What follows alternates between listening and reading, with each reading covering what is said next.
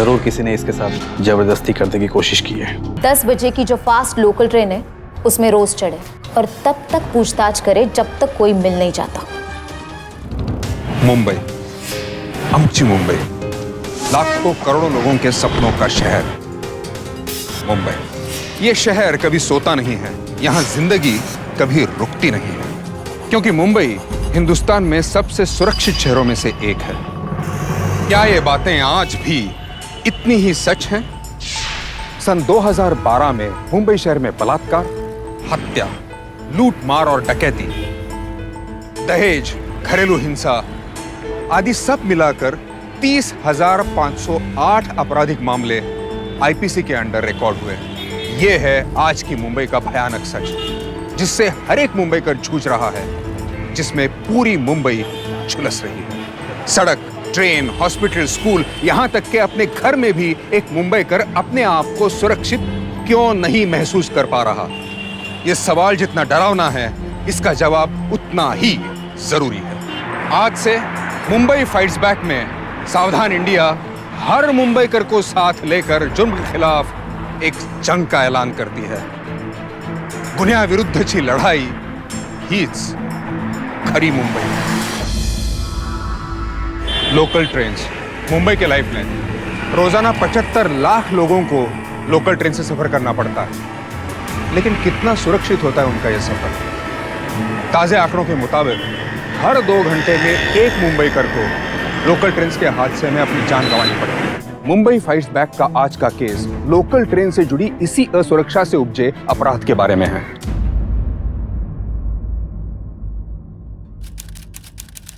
काका, कहाँ जा रहे हैं हम लोग? वो भी इतनी रात को? 12 बज गए ना। काका छोड़ो ना। चलते हैं, ऐसा डरने का नहीं, कुछ नहीं होएगा। अरे तू जवान आदमी है, मेरी उम्र देखिए, ठंड लगती है, कुछ लकड़ी लेंगे जलाने के लिए, फिर यहीं से काम पे निकल पड़ेंगे यार्ड।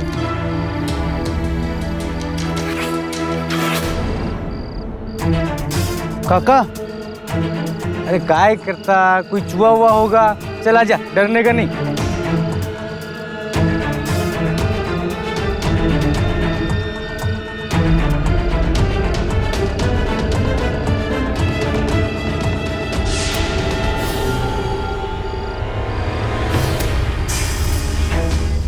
काका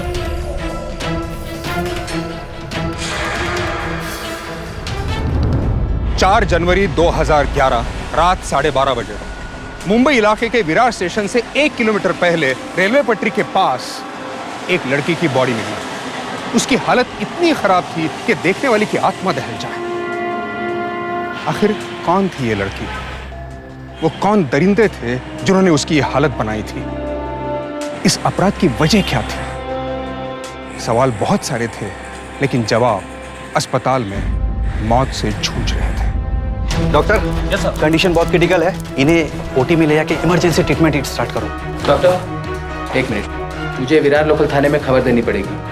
वैसे इन्हें देख के क्या लगता है, क्या हुआ रहेगा? नहीं, शायद ट्रेन से गिर गई होगी या किसी ने धक्का मारा हो, खुदकुशी भी हो सकती है। फिलहाल वो बहुत बुरी तरह जख्मी है, मैं चेक करने के बाद ही कुछ बता पाऊंगा। Excuse me.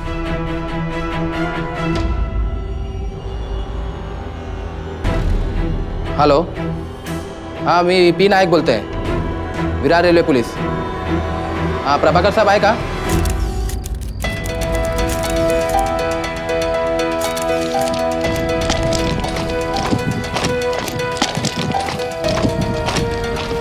ग्लव्स क्यों नहीं पहने तुमने? हाँ, घूम रहे हो क्या यहाँ पर? फॉरेंसिक का है, कहाँ पर है? वो देखो आ गई।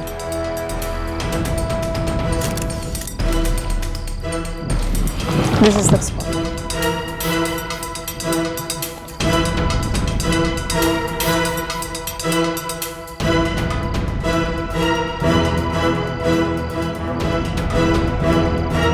दबी हुई घास को देख के ऐसा लगता है कि लड़की ने बहुत हाथ पांव मारा होगा। हाँ मैडम, घास दबी हुई, पौधे पत्ते टूटे हुए, लगता तो यही है मैम।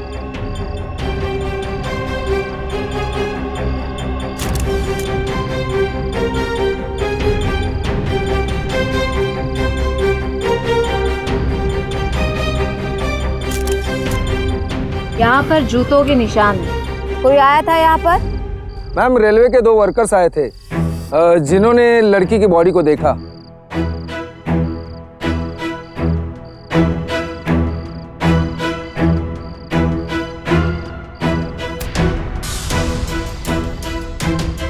यहाँ पे 2 नहीं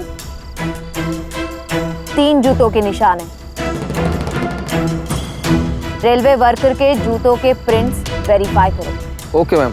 ये एक्सीडेंट नहीं हो सकता बाबा, ना ही सुसाइड केस लगता है मुझे। अगर ये एक्सीडेंट होता तो वो लड़की वहीं पे पड़ी रहती। जंगल की तरफ क्यों गई वो? मैम शायद उसमें थोड़ी जान बाकी हो। मुझे ये असॉल्ट केस लगता है। मुझे लगता है उस पे किसी ने अटैक किया है। मैम वहाँ पीछे खून के निशान मिले हैं। मुझे तो लगता है कि वो लड़की ट्रेन से या तो गिर गई थी या फिर किसी के द्वारा फेंकी गई थी और जख्मी होके रेंगते रेंगते यहाँ तक चली गई। जी मैम, हो सकता है। कहाँ है वो लड़की? मैम फिलहाल वो अस्पताल में है। उसकी आइडेंटिटी के बारे में कुछ पता नहीं चला, लेकिन हम पता कर लेंगे। आप जितने जल्दी हो सके उतने जल्दी रिपोर्ट तैयार करिए। चलो अस्पताल।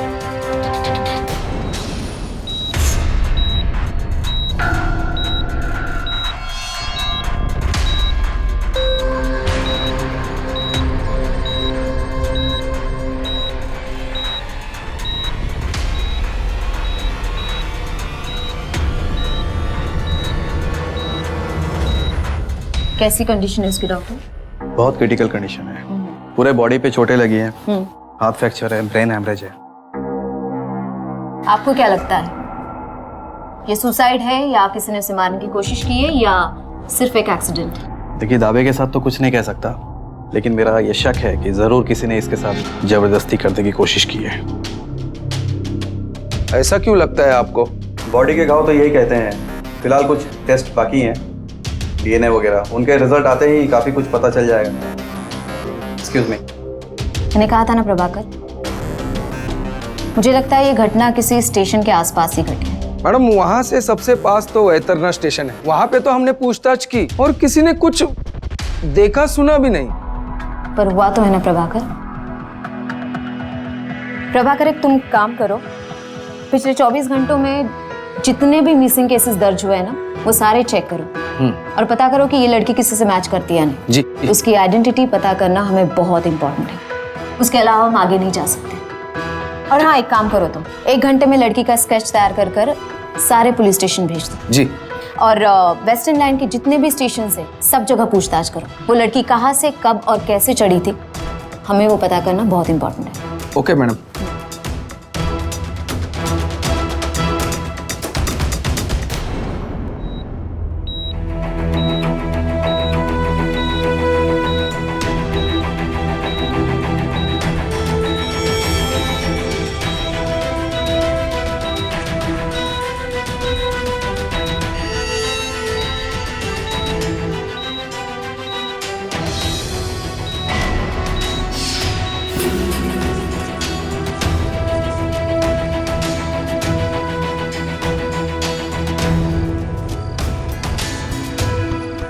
पुलिस ने उस लड़की का स्केच बनवाया और विरार से लेकर चर्चगेट तक हर स्टेशन पर पूछताछ की।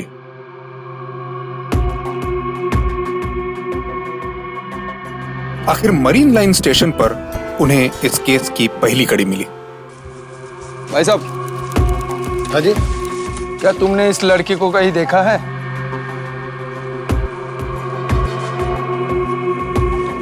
हाँ, पहचानता हूँ। ये मेरे दुकान पे आई थी, बिस्किट का पैकेट लेकर गई थी। चलो हमारे साथ, तुमसे कुछ पूछताछ करनी है। देखा था मैडम, ये लड़की आई थी मेरे स्टॉल पे करीबन 10 बजे। रोज इतने लोगों को देखते हो, गलती तो नहीं कर रहे हो? नहीं नहीं मैडम, यही थी।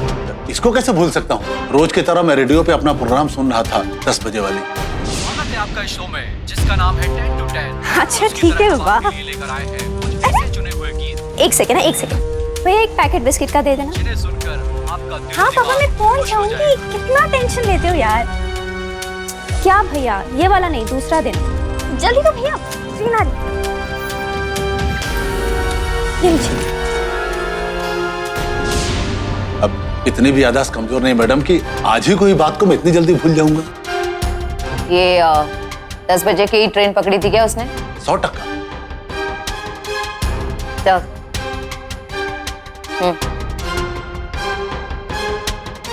फोन पे बात कर रही थी, खाने का सामान खरीद रही थी, पर ना उसका फोन मिला ना उसका वॉलेट। वो फोन पर किसके साथ बात कर रही थी इसका अगर पता चल जाता तो शायद अपना कुछ काम बन जाता। ये जानने के लिए हमें उसकी आइडेंटिटी जानना बहुत जरूरी है। मैम क्यों ना हम उसका चेहरा टीवी पर दिखाएं? टीवी न्यूज़पेपर देखकर कोई तो आगे आएगा। नहीं नहीं नहीं नहीं, जिसने भी ये वारदात किया है वो सतर्क हो जाएगा, फिर हम उसे पकड़ नहीं पाएंगे। तो क्या करना होगा हमें? एक काम करो, 10 बजे रात को उस प्लेटफॉर्म पे कौन सी ट्रेन आती है पता करो, और वो कौन से कंपार्टमेंट में चढ़ी थी चेक करो। Okay ma'am. मुंबई शहर महिलाओं के लिए असुरक्षित बनता जा रहा है।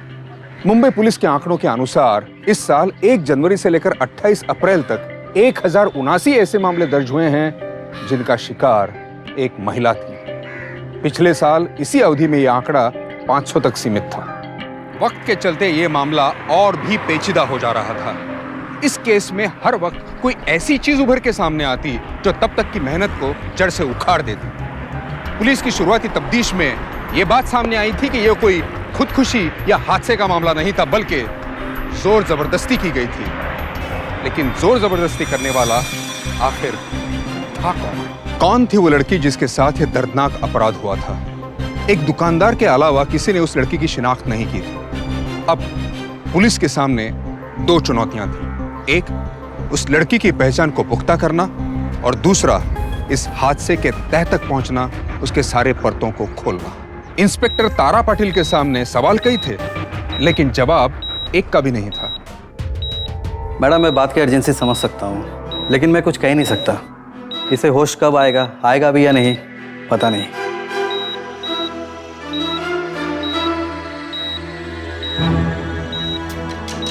Thank you doctor. You welcome. तुमने पुलिस स्टेशन में स्केच भेज दिए थे ना? जी मैम। कोई इन्फॉर्मेशन मिली? नो मैम, मैंने हर जगह पर 2-2 बार इंक्वायरी की, लेकिन कहीं से भी कुछ भी पता नहीं चल रहा है आइडेंटिटी का। तो हमारे पास रास्ता सिर्फ एक है जिससे हम पता कर सकते हैं कि वो कौन है। मुश्किल है पर हो सकता है। हमें किसी ऐसे इंसान को ढूंढना पड़ेगा जो उस दिन उस वक्त उस गाड़ी में ट्रैवल कर रहा होगा। इस मुंबई की लोकल ट्रेन में रोज लाखों लोग चढ़ते और उतरते हैं, और इन लाखों लोगों की भीड़ में ढूंढना मतलब? मालूम है मेरे को। और अगर आपको मुंबई की लोकल ट्रेन के बारे में जरा भी पता होगा ना, तो आपको ये बात तो बिल्कुल ही मालूम होगी कि कल जिस वक्त जिस गाड़ी में लोग बैठे थे, आज भी उसी वक्त उसी गाड़ी में लोग बैठेंगे। 9:27 की लोकल ट्रेन मतलब 9:27 की, 4:15 मतलब 4:15। टाइम के एकदम फिक्स होते हैं। और अगर ये लड़की उसी वक्त उसी स्टेशन में चढ़ी होगी, उसी डब्बे में चढ़ी होगी, तो उसके साथ और भी लोग होंगे जो उस वक्त उसी डब्बे में चढ़े होंगे। मैडम, आपका प्लान क्या है? अपने ऑफिसर से कहो कि 10 बजे की जो फास्ट लोकल ट्रेन है उसमें रोज चढ़े, और तब तक पूछताछ करे जब तक कोई मिल नहीं जाता। मुझे लगता है 100% लीड्स यहीं से मिलेंगे।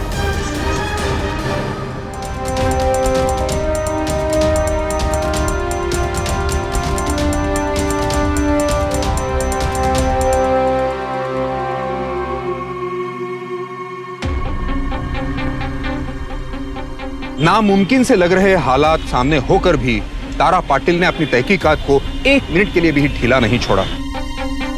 मानो उन्होंने तय कर लिया था कि मौत से जूझ रही उस लड़की को वो इंसाफ देकर ही रहेगी। लेकिन ये आसान नहीं था, क्योंकि पुलिस एक ऐसे केस की तलाश कर रही थी जहां अपराधी की पहचान ही नहीं हो पा रही थी।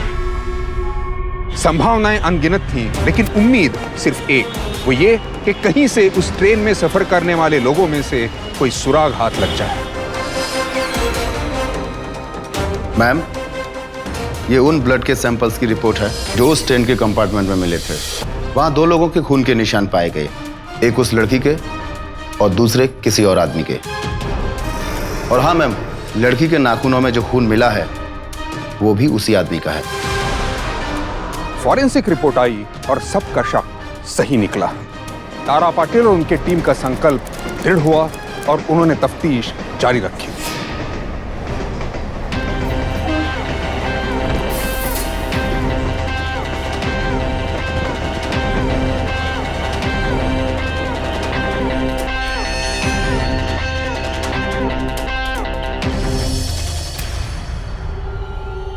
मैडम, वो हमने धानु पुलिस चौकी में एक रिपोर्ट लिखाई थी मेरी बहन के लापता होने की। वो आज वहाँ से कॉल आया कि कोई लड़की मिली है किसी ट्रेन एक्सीडेंट में। तुम्हारी बहन मिसिंग है? हाँ, ये उसकी फोटो। मेरी दीदी का नाम रश्मि है।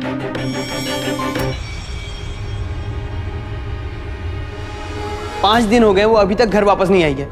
और आज सुबह पुलिस चौकी से कॉल आया कि इंस्पेक्टर साहब, जो ट्रेन से गिरी वो मेरी बेटी रश्मि है क्या? इंस्पेक्टर साहब, मेरी बेटी रश्मि ठीक ठाक तो है ना?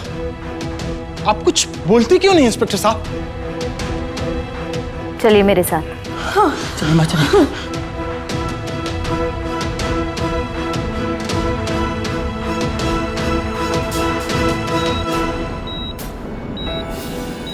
रश्मि, मेरी बच्ची रश्मि। आप लोग प्लीज अंदर नहीं, आप लोग प्लीज अंदर नहीं आ सकते हैं। उसकी हालत बहुत खराब है। माँ को जाने दीजिए। मैडम, लेकिन प्लीज आइए। बाबा, अब मेरी दीदी ठीक तो हो जाएगी ना बाबा? हाँ बेटा, जरूर। देखिए, मैं माफ़ी चाहती हूँ, इस वक्त पे सवाल नहीं करना चाहिए मैंने, पर अगर आप ये केस सॉल्व करने के लिए जितनी ज़्यादा इन्फॉर्मेशन दे सके उतना ज़्यादा अच्छा होगा। इंस्पेक्टर, जरूर। मैडम, आप मेरे केबिन में बैठ सकती हैं, प्लीज।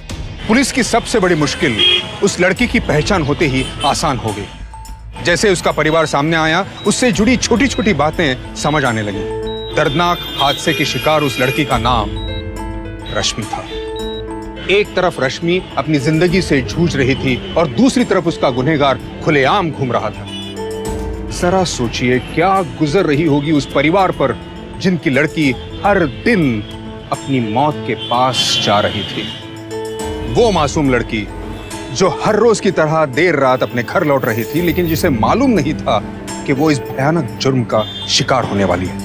इस वक्त जब आप ये एपिसोड देख रहे हैं, ठीक इसी वक्त कई सारी लड़कियां अकेले अपने घर जा रही हैं। वो कौन है जो हमें उनकी सुरक्षा का भरोसा दिलाएगा?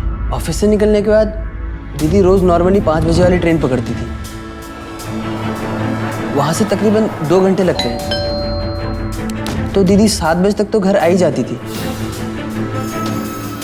लेकिन उस दिन दीदी का कॉल आया और दीदी ने कहा कि वो लेट हो जाएंगी। एक्चुअली उन्हें ऑफिस के बाद मार्केट जाना था, तो हमने भी कहा ठीक है 1-1.5 घंटा तो लग जाएगा। लेकिन मैडम उस दिन 11 बज गए, दीदी घर नहीं आई और नहीं दीदी का फ़ोन लग रहा था। हम लोग दानू स्टेशन गए और वहां पर जाकर के लोगों से पूछताछ की, तब हमारी चिंता और ज़्यादा बढ़ गई। वक्त बेकार करने के बजाय हमने सोचा कि हमें खुद चल करके देखना चाहिए। फिर बाबा और मैंने मरीन लाइन्स के लिए ट्रेन पकड़ी। एक्चुअली दीदी वहीं के एक इंपोर्ट एक्सपोर्ट की कंपनी में काम करती थी। उसके बाद भी दीदी का कुछ पता नहीं चल पाया। फिर बाबा और मैंने डिसाइड किया कि हम पुलिस चौकी में जाकर रिपोर्ट करेंगे। मेरी बेटी कैसी है? देखिए, रश्मि पर हमला हुआ और जबरदस्ती करने की कोशिश भी की है। आप मुझे उसका मोबाइल नंबर दीजिए और वो कहाँ से खरीदा था, वो सारी डिटेल्स मुझे चाहिए। वो सब मुझे पता है, मैं बताता हूँ। प्रभाकर, एक काम करना तुम, रश्मि के मोबाइल का IMEI नंबर ट्रैक करो, उसके सारे कॉल रिकॉर्ड्स चेक करो। जी। ट्रेन में चढ़ने से पहले उसने किसी न किसी से तो बात जरूर की होगी।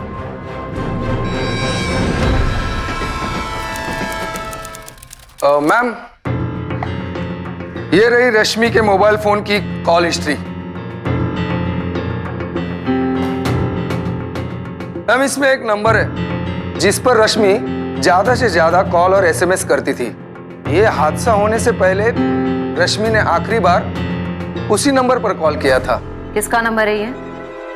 कोई अनिश मुखर्जी नाम का लड़का है।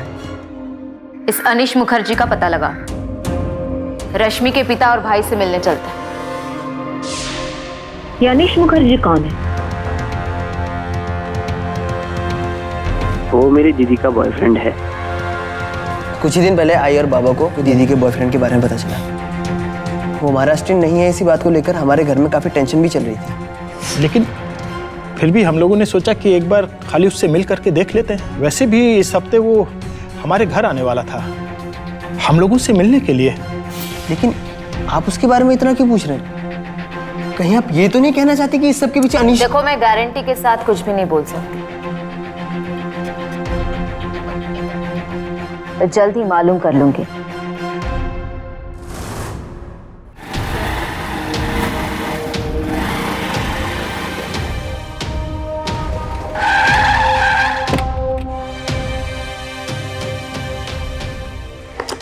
ए, रुक। इंस्पेक्टर प्रभाकर, तेरे से इंक्वायरी करनी है। चल पुलिस स्टेशन, पकड़ो इसे। लेकिन इंक्वायरी किस बात की इंक्वायरी इंस्पेक्टर? रश्मि निगुड़कर के बारे में। मैं एकदम सच बोल रहा हूँ इंस्पेक्टर मैडम, आपको मिस्टेक हो रहा है। मैं तो खुद रश्मि को लेकर इतने दिनों से परेशान हूँ। आपको चाहिए तो उसके भाई से पूछ लो, कितना कॉल किया होगा मैंने। मैं खुद पुलिस स्टेशन जाकर रोज चेक कर रहा हूँ रश्मि के लिए। वो तो कल मैं एक दिन किसी काम से पूना चला गया था, इसलिए मुझे पता नहीं कि यहाँ क्या हुआ है। लास्ट कॉल तेरे मोबाइल पे गया था और तू कहता है कि तुझे कुछ मालूम ही नहीं। कॉल किया था मैडम, लेकिन उस वक्त मैं अपने जॉब पे था, अपने कॉल सेंटर में। कुछ 9:30 बजे होंगे। आपको चाहिए तो चेक कर लीजिए। हम लोग ऑफिस से अंदर बाहर जाने के लिए स्वाइप कार्ड यूज करते हैं, सब कुछ उस पर रिकॉर्ड होता है मैडम। क्या नाम है तेरे कॉल सेंटर का? ग्लोबल कॉल सेंटर, मलाड में। तो जिस वक्त वो ट्रेन में चढ़ी थी वो तुझसे बात कर रही थी? हाँ मैडम। एक तो मैंने तुमसे कितनी बार बोला है कि घर जल्दी चली जाया करो। अच्छा ठीक है बाबा, जिसका नाम है, लेकिन तुम मुझे सुनती नहीं हो। उसकी तरह हम एक सेकंड भैया, एक बिस्किट का पैकेट दे देना। अब इतनी रात को तुम ट्रेन में अकेली जाओगी? हाँ पापा, मैं पहुंच जाऊंगी। कितना टेंशन लेते हो यार। क्या भैया, ये वाला नहीं, दूसरा देना जल्दी। तो भैया जी ना, तुम घर पहुंचकर फोन करना। पहुंचते ही फोन करूंगी। Okay okay.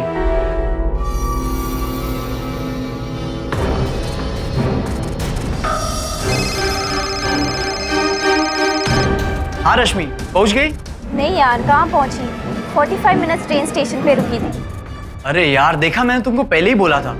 कितना लेट हो गया रश्मि। अच्छा स्टेशन आ गया, मुझे कंपार्टमेंट चेंज करना है। कंपार्टमेंट चेंज करना है? पर क्यों? हेलो रश्मि, हेलो। अगर काश उस दिन मैंने फोन नहीं रखा होता। अगर मुझे पता होता कि ऐसा कुछ होने वाला है तो मैं सच बोल रहा है। तुम्हारे कॉल सेंटर से तुम्हारी हाजिरी कंफर्म हो गई, जा सकते हो तुम। शहर छोड़ के मत जाना, पूछताछ करने के लिए हम कभी बुला सकते हैं। ठीक है। सुनो, रश्मि ने जब फोन रखा था तो कहाँ तक पहुंची थी? वो विरार क्रॉस कर चुकी थी मैडम, और शायद डानू से पहले थी, तो शायद पालघर और डानू के बीच में कहीं थी।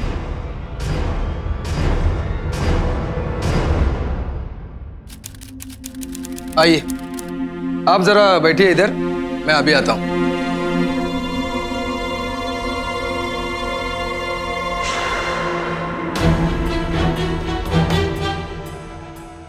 हाँ, ये वही लड़की है। इसको मैंने कुछ 2 हफ्ते पहले देखा था। ये उसी डब्बे में थी। 2 हफ्ते पहले देखा था और अब तक याद है आपको? इसको कैसे मैं भूल सकती हूँ? इतनी गर्दी वाली ट्रेन में भी इस बच्ची ने मुझे बैठने के लिए अपनी सीट दे दी थी।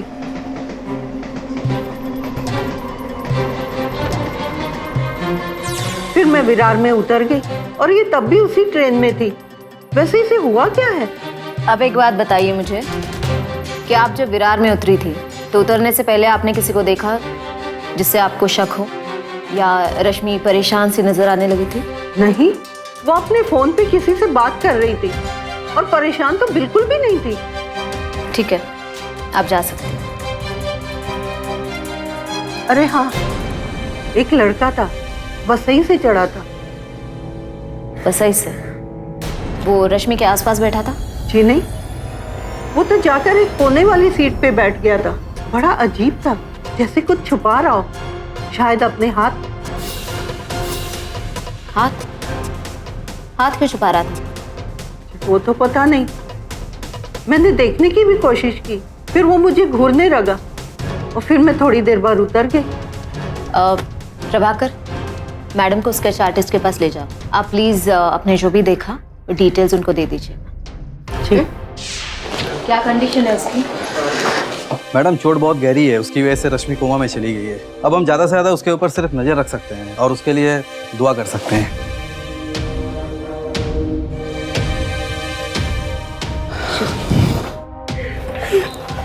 कुछ पता चला इंस्पेक्टर?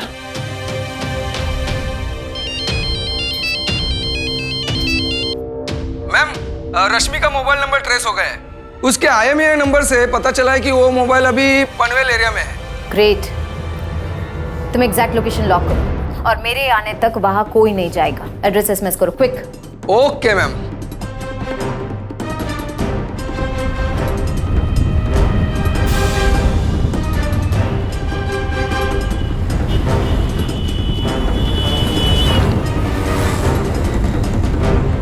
प्रभाकर, मैं जब तक वहां नहीं पहुंचूंगी तब तक कोई अंदर नहीं जाएगा, ओके?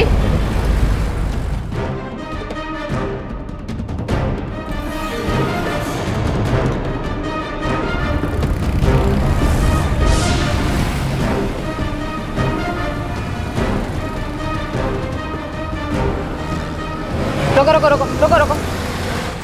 मैम आइए। कहाँ है उसका घर? Come on, follow me.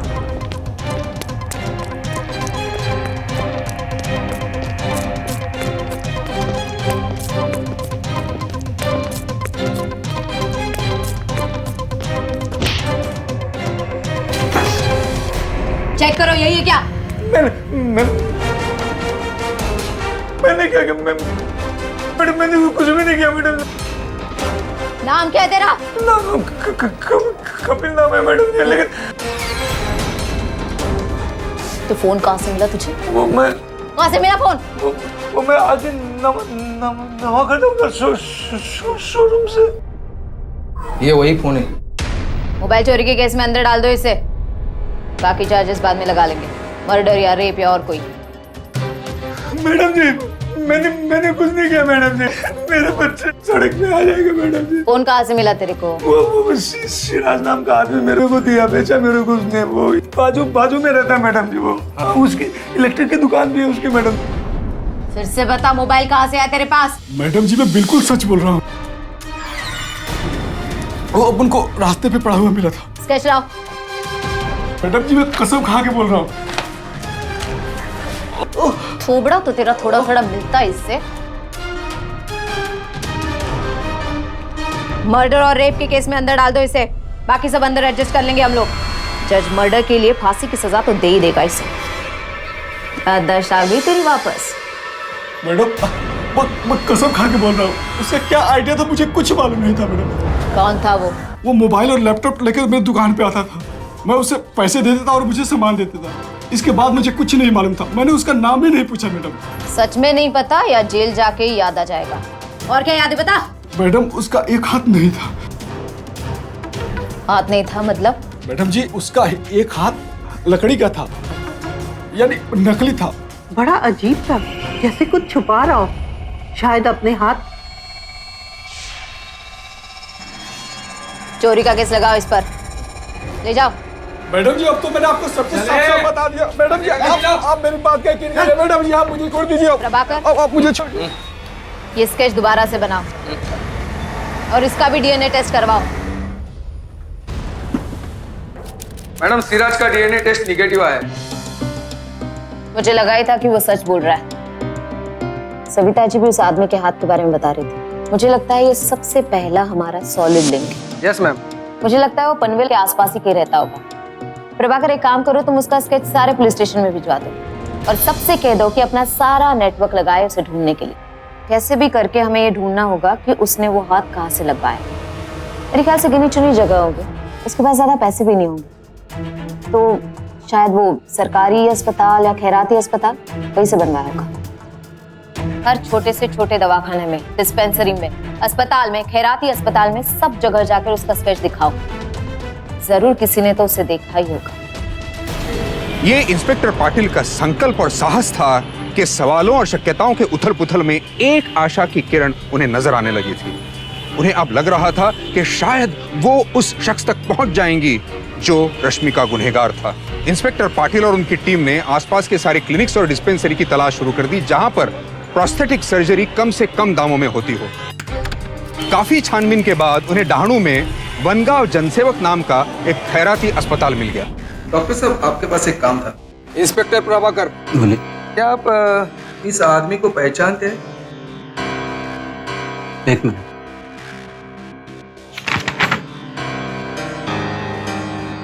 File में इस पेशेंट की फोटो तो नहीं है, पर मुझे लगता है यही है वो। सुरेश बोरकर नाम है इसका। सुरेश बोरकर पास के स्लम एरिया में रहता है। वहाँ पे जो गन्ने की फैक्ट्री है वो काम करता था। एक दिन हादसे में हाथ गवा बैठा, काम चला गया, फिर बाद में सड़कों पर भीख मांगने लगा। ये तो अच्छा हुआ कि किसी ने उसको इस हालत में देख लिया और यहाँ पे लाया। पर इंस्पेक्टर बात क्या है? नहीं, बात कुछ नहीं। क्या आप इसके घर का पता दे सकते हैं मुझे? घर का पता तो मालूम नहीं है। ये पास में भक्तिपात की झोपड़ियों में कहाँ रहता है?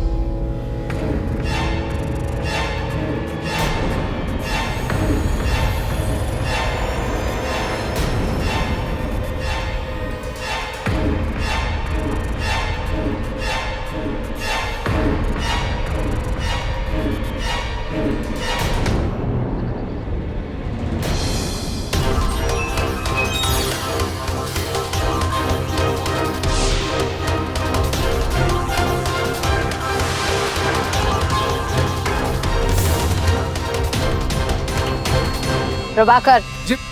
ले चलो इसे। तू छोड़ोगे नहीं मैं तुझको।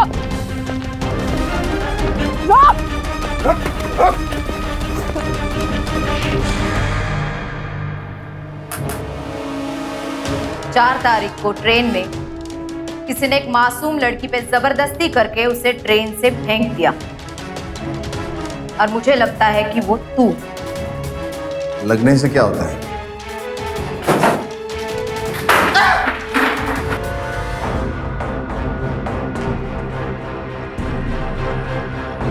मोबाइल चोरी के केस में अंदर डाल दो इसको, और जब तक डीएनए का रिपोर्ट नहीं आता अंदर रहने तो सड़ने को। सविता जी को बुलाओ पहचानने के लिए।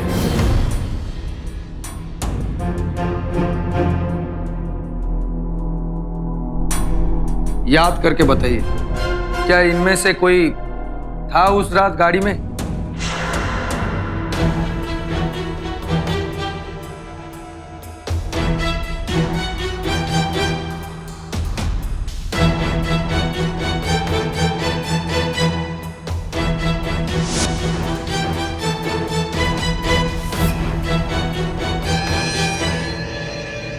साहब, ये तीसरा वाला।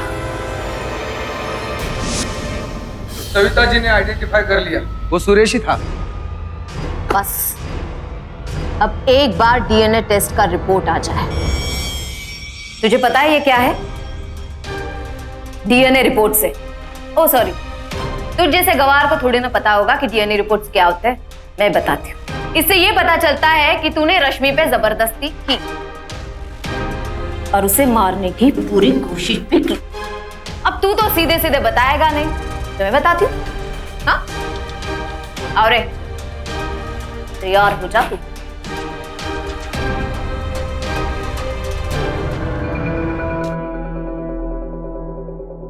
सोचा चेन, घड़ी या थोड़े पैसे मिल जाते तो हो जाता था। वो लड़की ने सोने का चेन पहना था, कान में बाली भी थी। एक औरत और थी जो विरार में उतर गई। मुझे लगा मौका अच्छा है,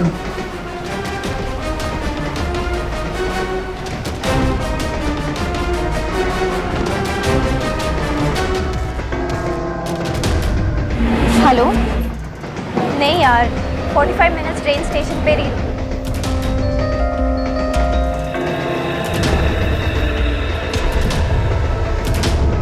अच्छा अनीश, स्टेशन आ रहा है, मुझे कंपार्टमेंट चेंज करना है। मैं उसकी तरफ बढ़ा था,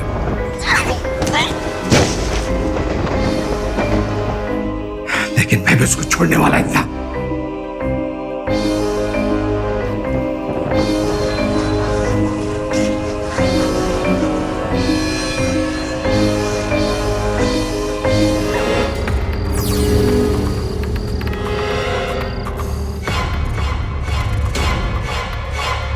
रिकॉर्ड किया? Yes ma'am. तूने जो किया उसके लायक सजा तो नहीं मेरे पास, पर इतना वादा तो मैं जरूर करती हूँ। तू आज के बाद बाहर का सूरज नहीं देखेगा। लक्ष्मी के आई बाबा को मैं पर्सनली खुशखबरी देना चाहती हूँ। कम से कम उन्हें इतना तो पता चले ना कि हमने गुनहगारों को पकड़ लिया है। एब्सोल्युटली राइट मैम, वो दोनों बहुत खुश होंगे।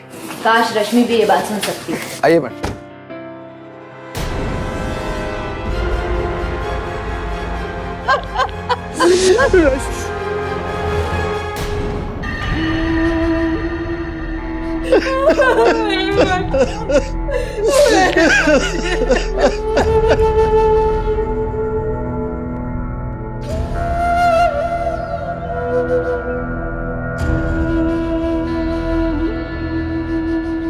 एक जवान मासूम लड़की को अपनी जान गंवानी पड़ी।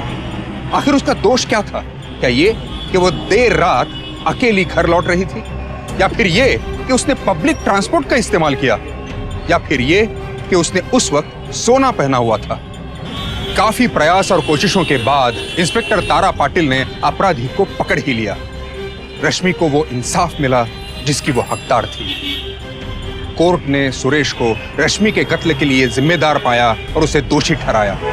और फिर वो हुआ जो बहुत ही कम मामलों में होता है, सुरेश को सजाए मौत सुनाई गई। अपराधी को उसके मुकाम तक पहुंचाया गया, लेकिन अफसोस रश्मि जिंदगी से उसकी लड़ाई हार गई। इस दुखद घटना के कारण इस देश की, इस शहर की महिलाएं या तो घबराकर डर में अपनी जिंदगी गुजार सकती हैं, या फिर पुलिस के ऊपर और अपने आप के ऊपर भरोसा रखकर इन गुनहगारों के साथ लड़ सकती हैं, इनके नापाक इरादों को नाकामयाब कर सकती हैं। यह बेहद जरूरी है कि महिलाएं अपने पास पेपर स्प्रे या ऐसे ही कोई आत्म सुरक्षा के साधन साथ में रखें, खासकर वो महिलाएं जो देर रात तक लोकल ट्रेन से सफर करती हैं। अपने आसपास नजर रखें और अगर कहीं भी आपको आशंका आए तो 100 यानी कि 100 जरूर डायल करें। ये जरूरी है कि हम जुल्म के खिलाफ आवाज उठाएं, क्योंकि अपराधी मौके के साथ साथ अपनी शिकार की लापरवाही की भी तलाश में रहता है। इसलिए होशियार रहें, सावधान रहें और अपराधियों को बता दें, आता बस। तो सावधान इंडिया।